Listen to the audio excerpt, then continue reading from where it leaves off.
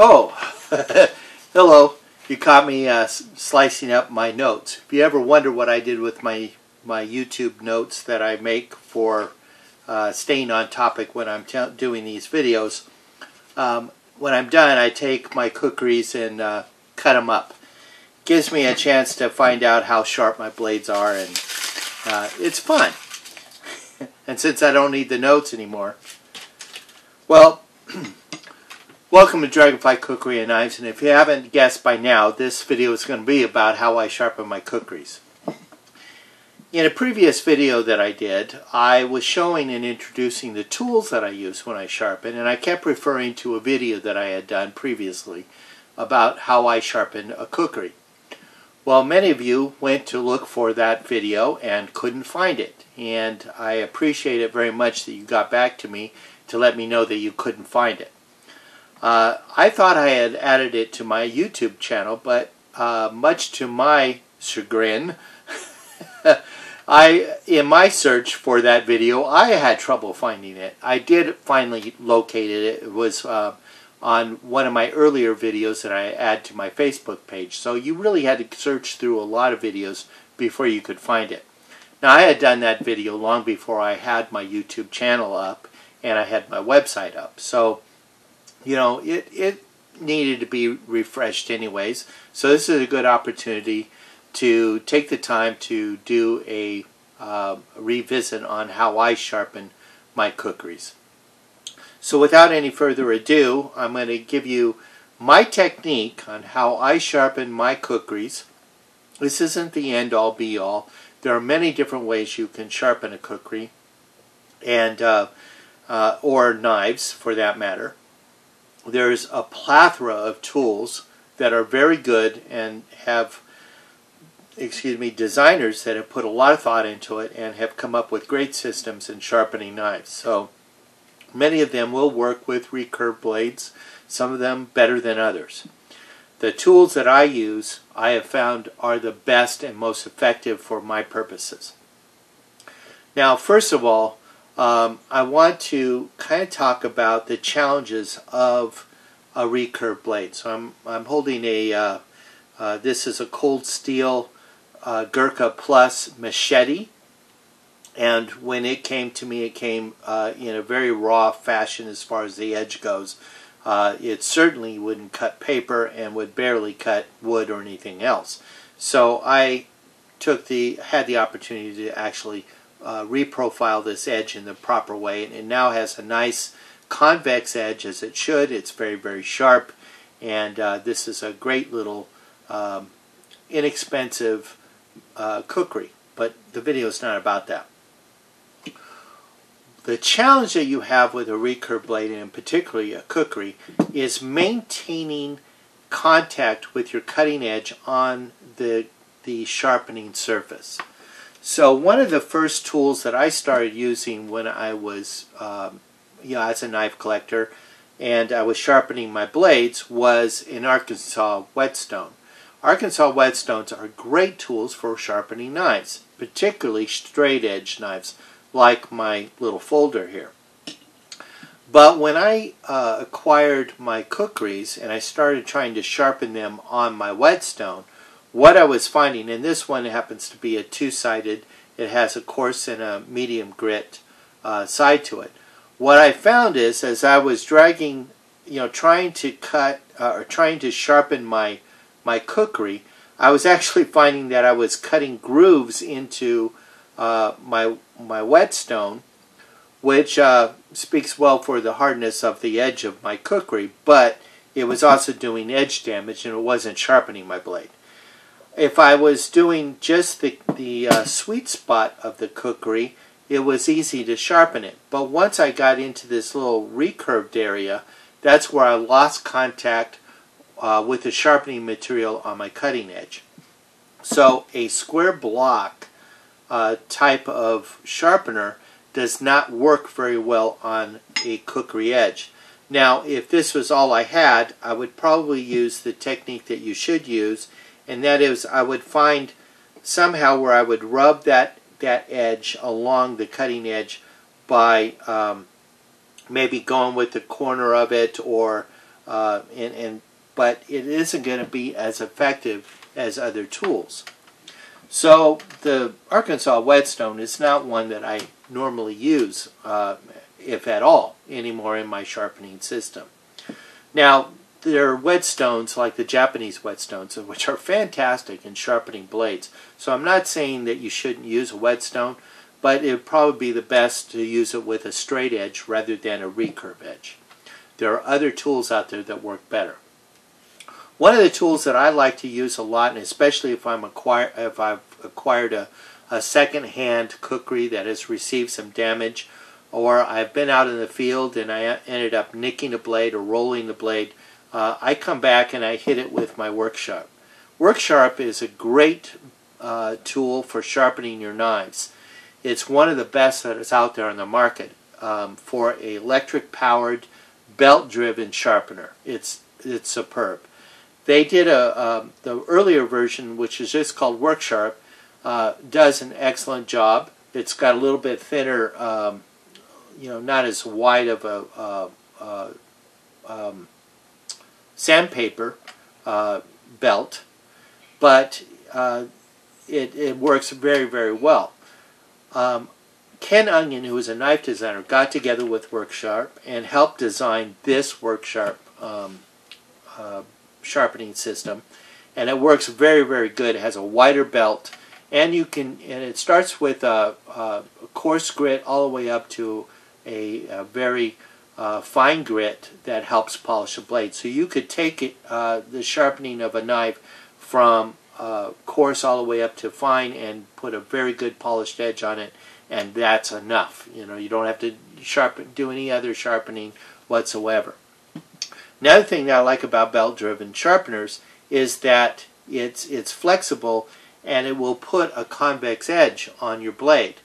Now, all kukris that are made in Nepal come with a convex edge. So this is the perfect tool in maintaining that edge. Now, it comes with a guide, so if you've never used a belt sharpener before and you don't know the right angle to hold it, that guide will help you.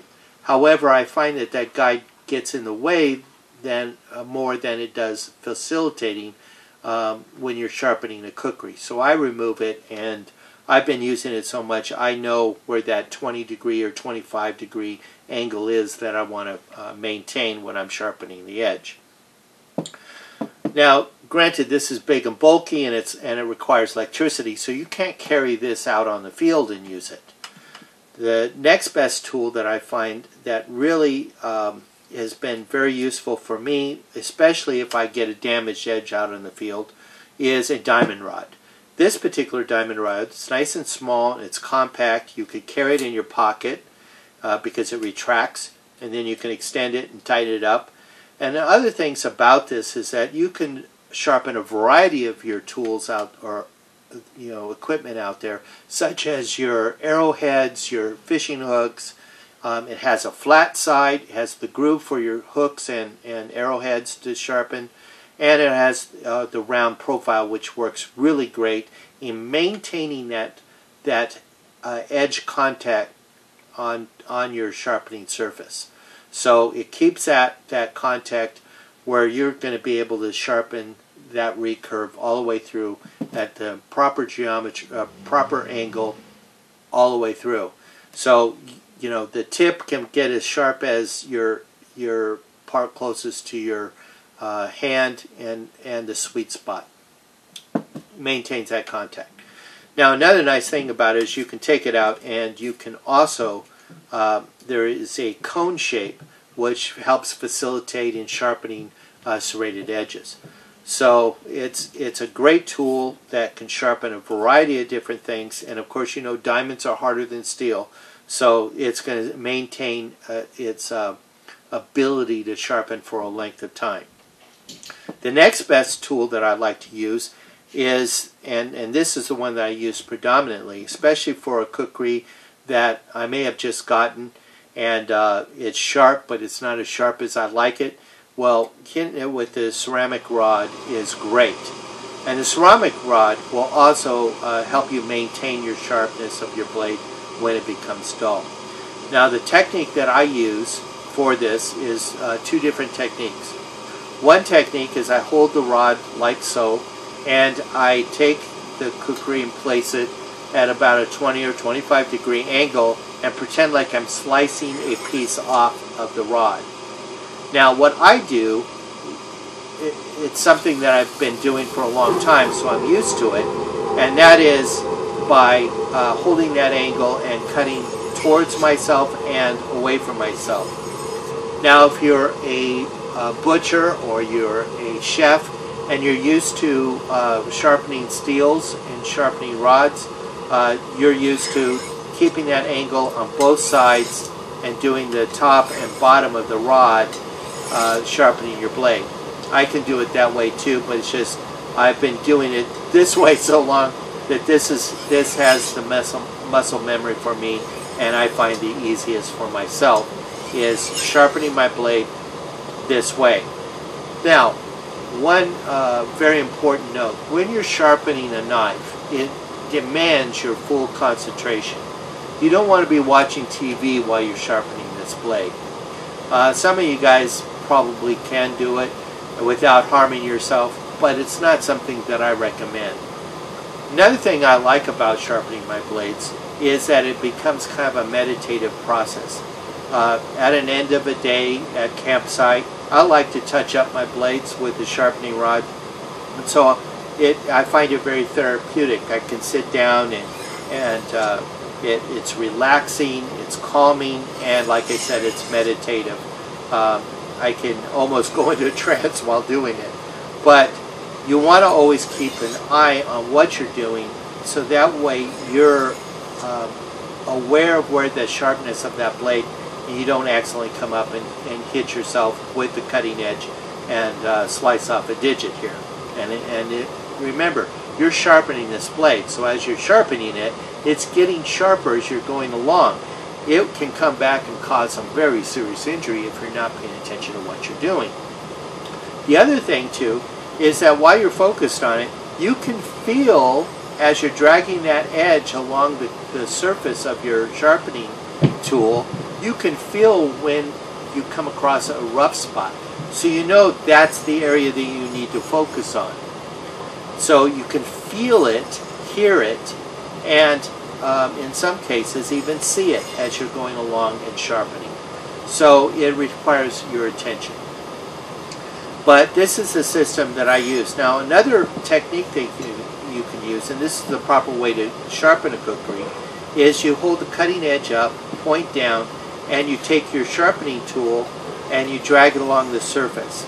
Now this rod is pretty big, so it makes it kind of difficult to, it's a little bit clumsy to do it this way. Hence why I like holding the rod and drawing the kukri across its surface. Another tool that I use, I used to use this all the time, but I don't use it as frequently now for my kukris, where I do with my straight edges and other knives. And that is a leather strope. Stropes have been used to put a razor's edge on the end of a blade, hence why I say razor's edge, because a straight edge razor is always sharpened with a stroke. It's been done for hundreds of years that way. So this has been stretched. It has some give to it. Stropes can come with compounds, which are polishing compounds. You have various different grits like you do with sandpaper, but not as aggressive as sandpaper. And those grits can help polish that blade even more to where it's hair-popping sharp. When you're sharpening with a strope, you're not going to act like you're cutting a slice off, because you actually will cut a slice off. You'll damage your strope where it can't be used.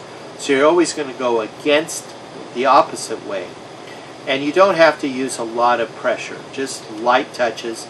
The compound itself will polish the edge up for you, and it will deburr it. It will take that little wire that you cause when you sharpened against a more aggressive surface. It'll deburr that, take that wire edge off, and put a nice polished edge on it, making it very, very sharp. I I can still use these for that edge, but there's another tool that I've recently acquired that I've been using for about over a year now, that I really like, and it does the same job that a stroke does, and because it's round, it maintains that surface onto my cutting edge all the way through. And that is the Jasper Stones and the Jade Stones that Gabriel Warren introduced to me. And he has his website at naturalwhetstones.com, where you can acquire these. In the future, I keep saying this with every video where I show these, this is something this year I promise will be on my website, and you will be able to acquire them through my website as well. But they will be offered at the same price that you would be able to get them at Gabriel Warren's website. So right now, if this is something that interests you, I highly recommend that you go to naturalwhetstone.com and check them out. They're really good. I have one that I wear around my neck at all times. He makes them round, and he also makes them flat. And you can rough up the surface of one side to where it is about the consistency of a ceramic rod, and it will help sharpen your edge a little bit more aggressively, and then you can turn it over to the shiny side and soft side, I mean not soft side, but shiny side, that will polish it even further. So what I would do with this one, now again, you want to be focused on what you're doing if you're going to use this technique, but what I do is I act like I'm cutting a piece off of the jade, and I don't use pressure. I'm not pushing down on it. I'm just dragging the cutting edge along the surface of the stone as I am sharpening and polishing it. Now, as I'm doing this, I can also feel and hear the steel moving across the surface of the jade, and I can hear if there's anything that's grabbing onto the stone. I can feel it with both hands. I can feel it on the blade, and I can feel it on the stone that I'm holding. I can actually feel when this is really nice and polished the way that I like it, by the way I'm dragging it. Now, another way, and a recommended way, is to put your kukri like so, and take your stone and push and pull across the surface. So what I will do is I will start at the tip back here, and then I move it down the cutting edge. So I'm sliding it this way, and I'm maintaining that 20 to 25 degree angle, not pressing hard on it. I'm letting the stone do the polishing and work for me. I'm just dragging it along, and I'm also paying attention. I'm feeling if I'm getting any hangs. If I hang up on something or I feel it a little bit rough, that's an area where I need to glide over it more. And another technique that Gabriel has demonstrated is a circular motion with the stone. And that has the same effect in polishing that edge, and you can also feel if there's any hangs or any areas that you need to readdress. What I recommended when you're doing this is you go down and back once, and down and back on the opposite side once. So that way you're maintaining the same geometry. You're doing it the same amount, so that you don't end up making it lopsided one side or the other. You always want to keep and maintain that same angle on both sides. Once you're done, and you've done that a few times, you will be able to have a very sharp blade. So like I'm demonstrating here, this is cutting the paper. Well, I pushed too hard, so I tore the paper. But as you can see, I can cut this paper like butter, and it makes it a very sharp edge for a kukri. So this is a technique that I use in sharpening my kukris, and the tools that I use and why I use them. I hope you found this useful and beneficial to you. Please like and subscribe on my YouTube channel, where you can also leave any questions or comments. And you can also visit me at my Facebook page at Blue Dragonfly Trading Post, where you can also leave questions and comments there. Please visit my website, where you'll find excellent handmade kukris made from Nepal. Some of my designs and some of the designs of the blacksmiths I work with, such as Barun Borelli Raju Borelli, and Neem Tanji. Thank you very much for watching. Namaste and God bless. Thank you.